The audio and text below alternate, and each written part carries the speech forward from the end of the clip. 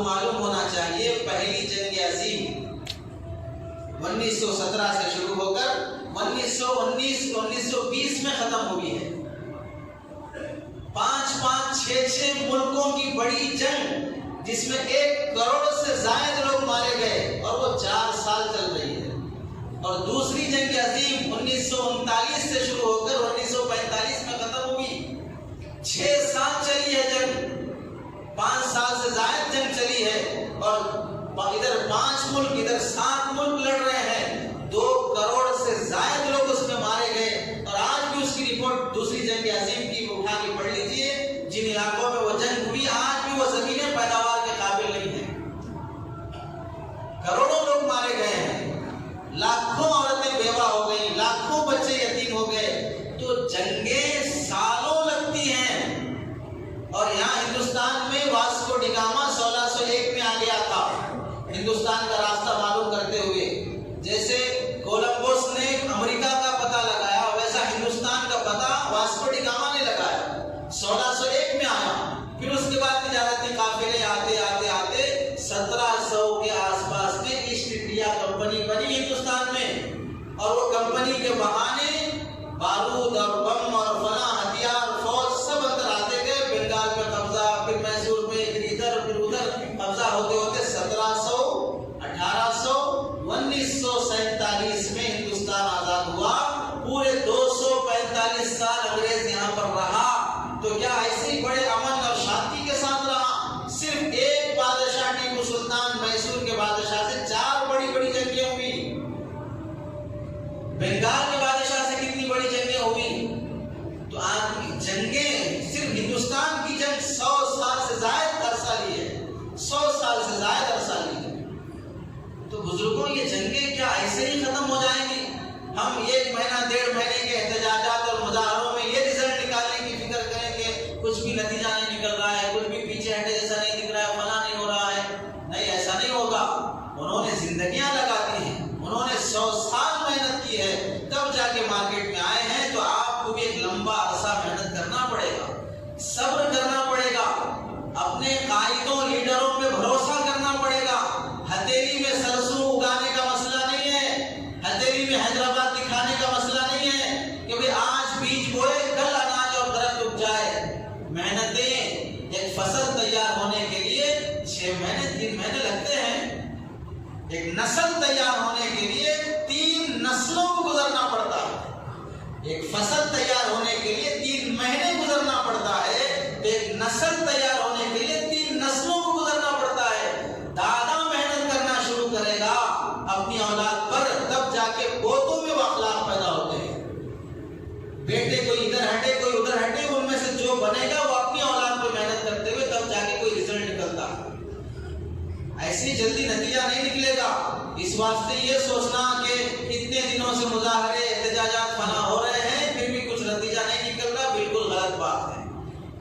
مظاہرے بند نہ ہو، احتجاجات بند نہ ہو، البتہ اس کا لحاظ رکھا جائے کہ ان احتجاجات اور مظاہروں میں جمعہ کے دن کا اہتمام نہ کریں۔ جمعہ کے دن خاص کر لینے سے ذہن بنتا ہے کہ صرف مسلمان احتجاج کر رہے ہیں، حالانکہ مسئلہ مسلمانوں کا نہیں ہے، مسئلہ دیش کا ہے، مسئلہ پورے ملک کا ہے۔ اس میں زیادہ مسلمان اور زیادہ ٹوپی کرتے پاجامے والے اور صرف جمعہ کے دن ہی دکھتے رہیں گے تو پھر مسئلہ احتجاج کا رخ بدل جائے گا، یہ صرف مسلمانوں کا ہو جائے گا، اور دوسری اقلیتیں جب ساتھ چھوڑ دیں گی تو پھر کبھی اب پاس نہیں ہو سکتے، کبھی اپنے مقصد میں کامیاب نہیں ہو سکتے۔ مسلمان تو مسلمان، گاندھی کو بھی اتنی عقل تھی کہ دیش کی آزادی کے وقت اس نے اور ہمارے اکابر نے ہر دیش واسی کو لے کر، ہر شہری کو لے کر، خواہ وہ کسی بھی مذہب کا ہو، ایک جٹ کیا، ایک ساتھ کیا، تب جا کے انگریز کے مقابلے میں کھڑے ہوئے، پھر ملک آزاد ہوا۔ کوئی ایک اقلیت، کوئی ایک جماعت، ایک پارٹی کسی بڑے مسئلے کو، اور خاص طور سے حکومت میں جس کے ہاتھ میں حکومت ہے، اس سے جنگ نہیں کر سکتی۔ اس لیے ضروری ہے کہ تمام اقلیتیں ایک ساتھ جڑ جائیں، اتحاد قائم ہو، ایک جہتی قائم ہو، اپنی روٹیاں سیکنا نہ ہو۔ ہر کوئی آ رہا ہے اپنی پارٹی کے تحت میں ریلی نکالنا چاہ رہا ہے، دوسری پارٹی کے تحت میں ریلی میں آنے تیار نہیں ہے، تو سمجھو کہ یہ اپنی سیاست کی خاطر ریلی نکال رہا ہے، ملک کی خاطر نہیں ہے۔ ارے جب ملک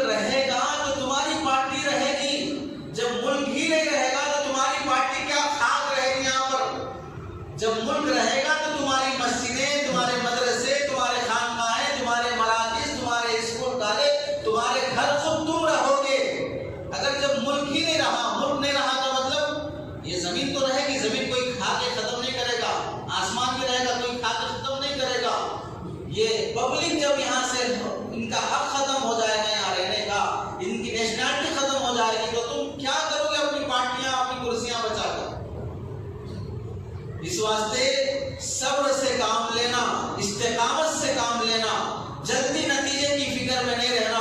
اور جو آدمی فقہ کا مسئلہ بھی ہے، باپ کے مرنے کے بعد باپ کی پراپرٹی اولاد کو ملتی ہے، لیکن بیٹا یہ سوچے کہ میرے کو تو پراپرٹی ملنا ہی ہے، تو کیوں میں انتظار کروں، چلو تھوڑا جلدی ہی والد کا پہنچانے کا انتظام کر دیتا ہوں، ڈاکٹر صاحب کو بولتا ہوں کہ کچھ میں دعا کر رہا ہوں، آپ کام کیجیے۔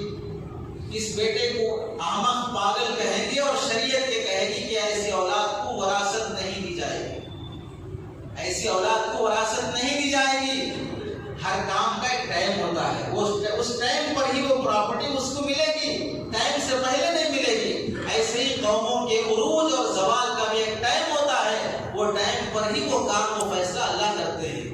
تو اس لیے یہ بات سے پہلی بات جو کہنی وہ ذہن میں رکھ لیں، احتجاجات اور مظاہرے بند نہ ہو، تسلسل سے چلتے رہیں۔ خاص طور سے ہمارے برادران وطن غیر مسلم بھائیوں کو، خواہ وہ سکھ ہوں، ہندو ہوں، دلت ہوں، کوئی بھی ہو، ان کے ساتھ ہو، ان کے لیڈروں کو آگے رکھا جائے، ہم بھی ساتھ رہیں، سیکولر پارٹی کی طرح، سیکولر ریالی کی طرح نکالا جائے، اور خاص طور سے جو بھی ریالی نکالے، احتجاج کرے، اس میں حصہ لیا جائے۔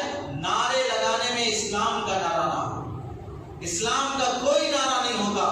مسئلہ اسلام اور کفر کا نہیں ہے، مسئلہ دیش کا ہے، سیکولر ملک کا ہے۔ ایسے نعرے نہ ہو جس کی وجہ سے ہمارے برادران وطن غیر مسلم بھائی کو ٹھیس پہنچے۔